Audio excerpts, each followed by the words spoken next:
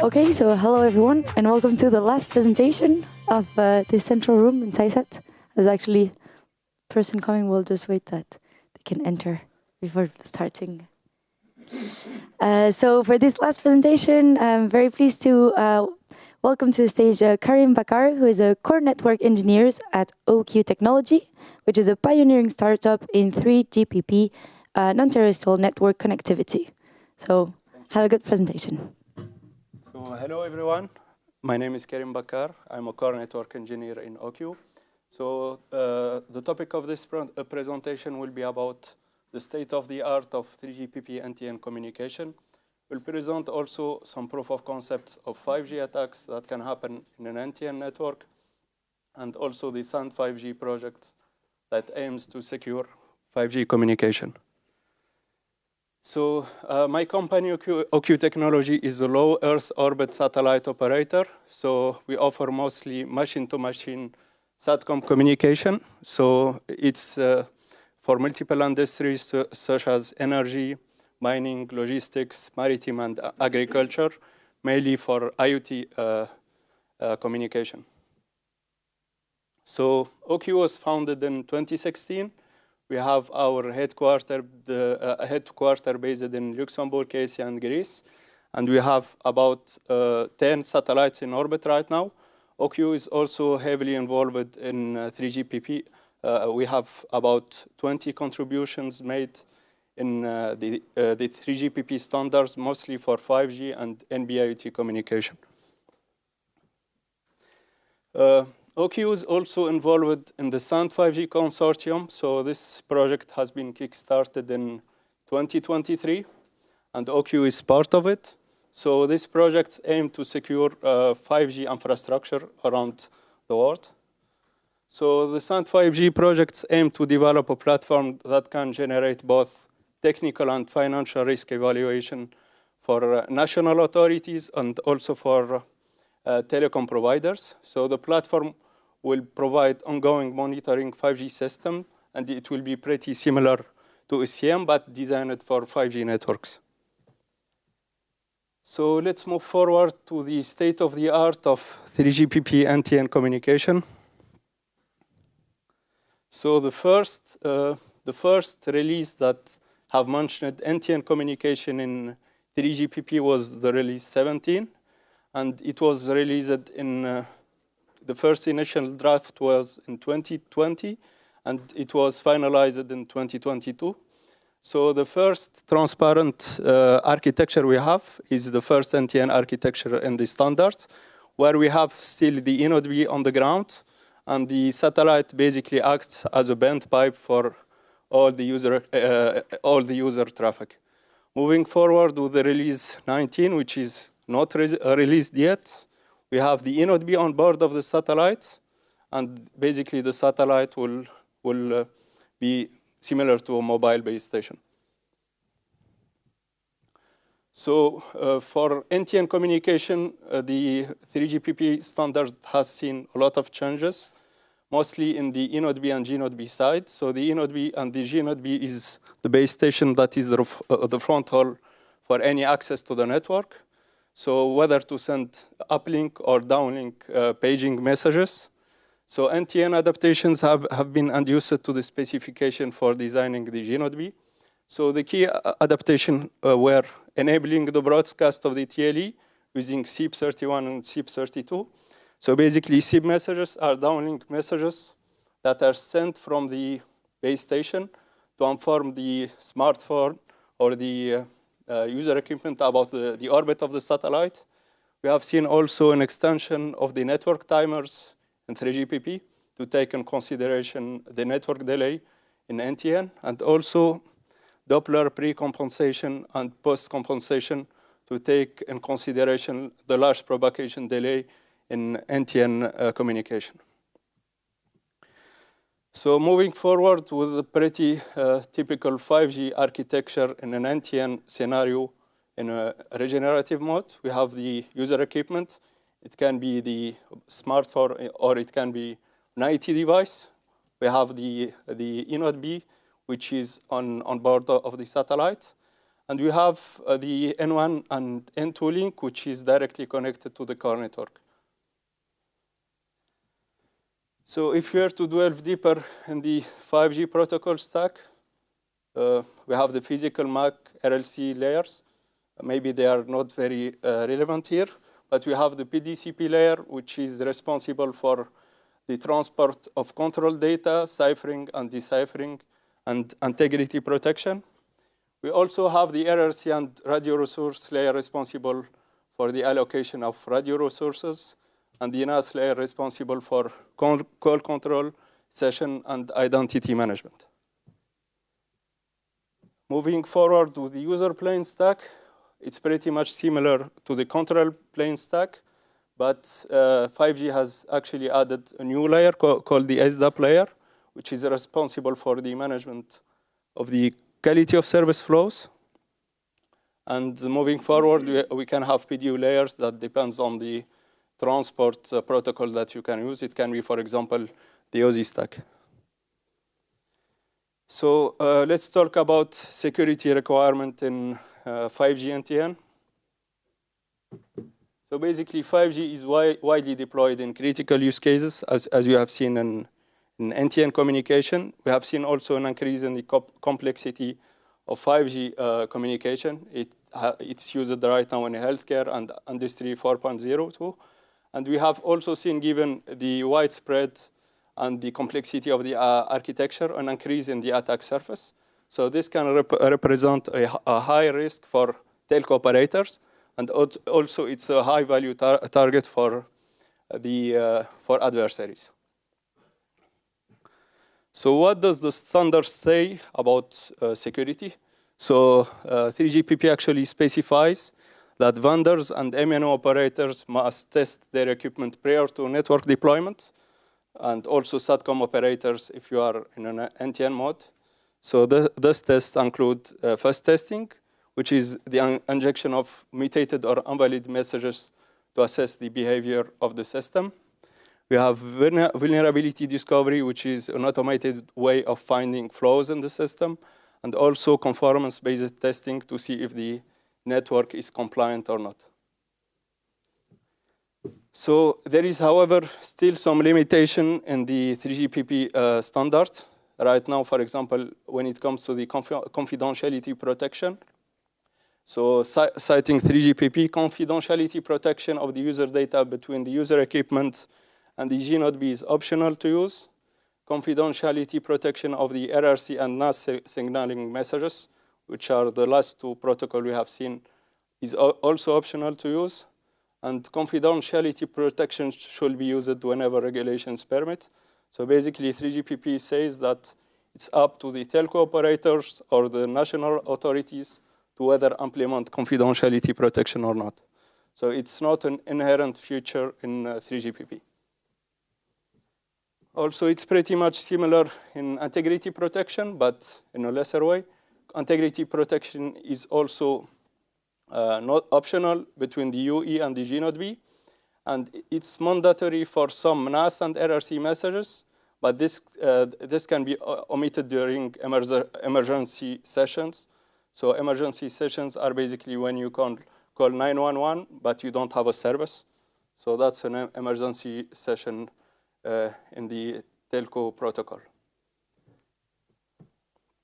So we can say that there is a lack of protection for the initial messages in 5G. Some messages, even after the creation of the security context, are still sent in clear. And there is, as you have said, no mandatory integrity or confidentiality protection for the user plane. And as you have seen with the emergency sessions that are not protected, this can still represent a risk.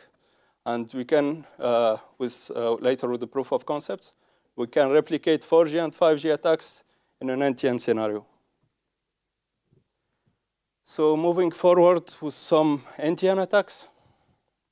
So first, let's define a framework that is used by threat intelligence analysts in order to define attacks. So this framework is metrified. So meter is also known for the attack framework, but they also have a dedicated framework for 5G attacks. So METER is a knowledge base of adversary tactics and techniques. So tactics is basically the why of the attack. So it can be reconnaissance, initial access, execution, and persistence.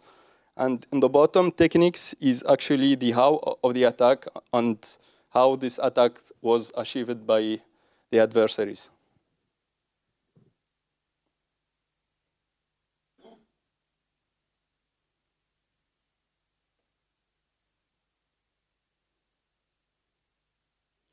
So moving forward to the first attack that was seen since 2G network. So this attack is called the RRC storm attack. So basically, given that, as you have said, that there is no mandatory protection mechanisms for the RRC layer, especially during the initial phase or prior to the establishment of the security context, adversaries can use this flow in order to flood the network with fake RRC connection and use all the pool of RRC sessions available in the base station. So an adversary with a modified new radio device, which can launch a denial of service attack against any commercial base station. Another attack that can target the privacy of users. So it uses the CSA-RS messages. So these messages are message requests sent from the eNodeB in order to report the eNodeB about the state of the channel with the user equipment to see certain information about beam management and RLF detection. So this information can be used by adversaries in order to locate a specific user equipment. Recent studies shown that this reporting information can locate user equipment with up to 54-meter accuracy. So this message is also sent in clear and doesn't require any authentication mechanisms. Moving forward with programmable UE devices, which can also represent a threat. So just for the context, ASN is a standard interface description used in 5G in order to offer a standard way of defining 5G messages. So adversaries using fuzzing techniques, which can mutate the messages in 5G protocols, have shown, according to a recent report published in 2023, 103 vulnerabilities have been detected in open source 5G software. And these vulnerabilities can range from denial of service attacks to up until remote code execution vulnerabilities. And this has been applied to very famous open source 5G software. So let's present then the SAND5G approach to securing NTN communication. So the goal of SAND5G is to build a platform capable of producing technical and financial risk assessment for 5G stakeholders. It can be telco operators, it can be national authorities, for example. So the SAND5G platform interconnects with the 5G infrastructure and the 5G services. We can build with it static input that can represent pen testing results automatically done with the SAND5G tool, or also dynamic input such as cyber threat intelligence ingestion and monitoring. We also, from this kind of information, can build economical risk analysis, technical and business risk analysis, which can be shared by the national authorities that are involved in SAND5G. Thank you.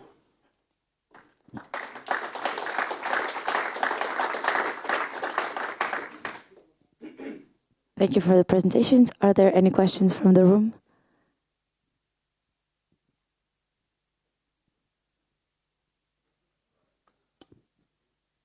Hi, I'm Pradyum. Thank you for the presentation. It was interesting. You mentioned about SOC activity. So do you interlink with the existing SOCs of probably a CSP or a communication provider operator and interlink with them? Because if you look at NTN would be linked with the existing infrastructure also. So is there a kind of security package you're working on? So the way we interconnect with SOC providers will be through cyber threat intelligence feeds. So basically, if you found a specific attack found on a specific telecom provider, we can share that specific feed with other cyber threat or SOC analysts. This feed can be based on MISP, for example. We directly interconnect with MISP, and we share any new vulnerabilities found in any telco operator.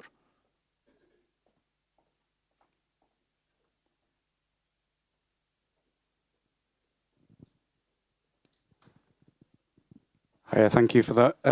Is there a reason why 5G doesn't have native encryption and integrity controls, and why is it an optional function? Is there a reason why they did that? Is it to do with the release or something? Okay, that's a good question. Mainly because it depends on the quality of service requirement for certain devices. For example, if you talk about IT devices, we have a lot of constraints when it comes to power. And as you know, encryption and integrity protection can use a lot of power. That's why maybe in the 3GPP standard, I thought maybe you can make this optional. So it's up to depends on the type of the user equipment that we'll be using. We can enable or disable this protection mechanisms.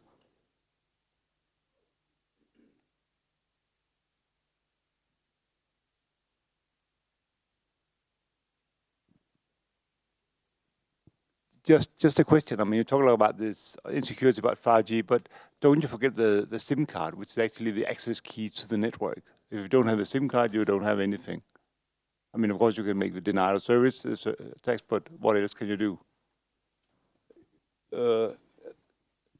I didn't understand the question correctly. So without a SIM card, it's not possible to make. But if you take, for instance, take the SIM card defined in for 5G, you have about 256 bits of encryption, encrypted data. So that's your key, which is pretty, I think, pretty well, sort of say, pretty well protected. And I mean, if you don't have a SIM card into your device, you cannot connect to the network and use the network for services because the SIM card is access card, so to say. Of course, you can block the radio resources, yes, but as you cannot. I mean, I'm just trying to understand how you see these kind of attacks you're talking about. Okay, I see. So, for example, even if you don't have a SIM card, and the SIM card information comes in a later stage in the authentication flow of the 5G protocol. The initial flow will be just to grant radio resource for that specific user. And this doesn't require any information about the SIM card itself. So even if I remove the SIM card from my user equipment or device, I can still have radio access to the network itself. That's true, I won't have any service, but I'm still consuming resources from the network.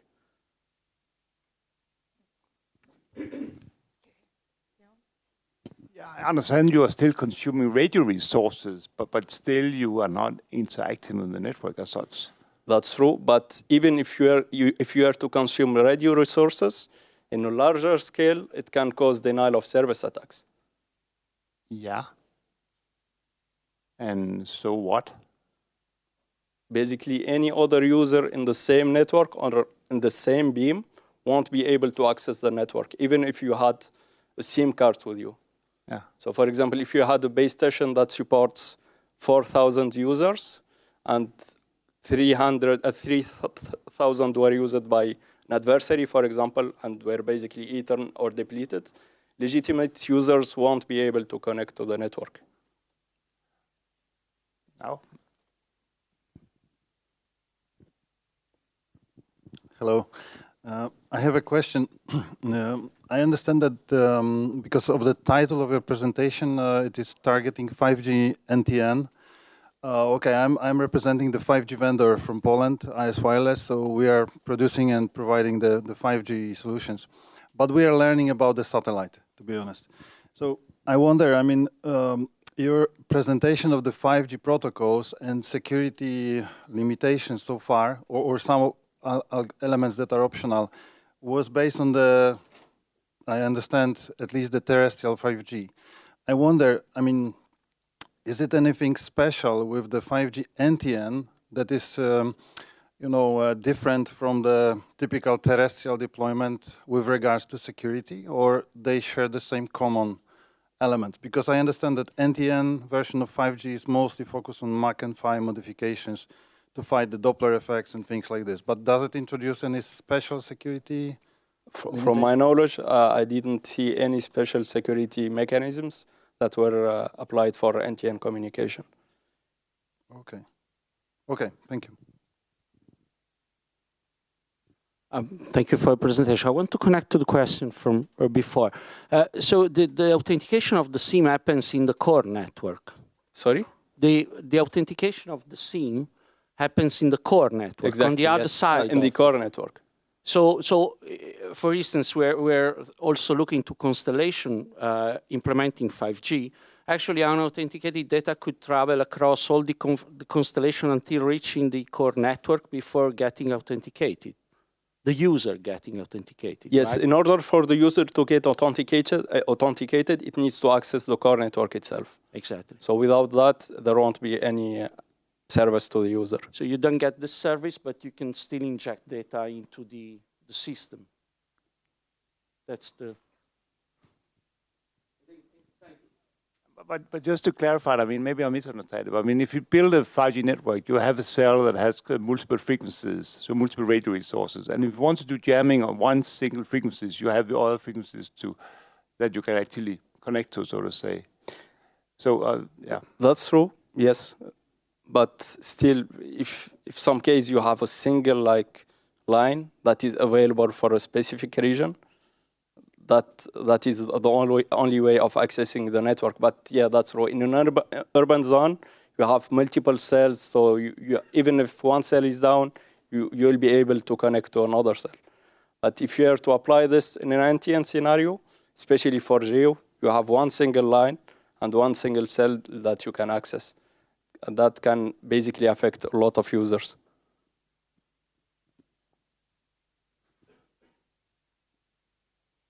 Any other question?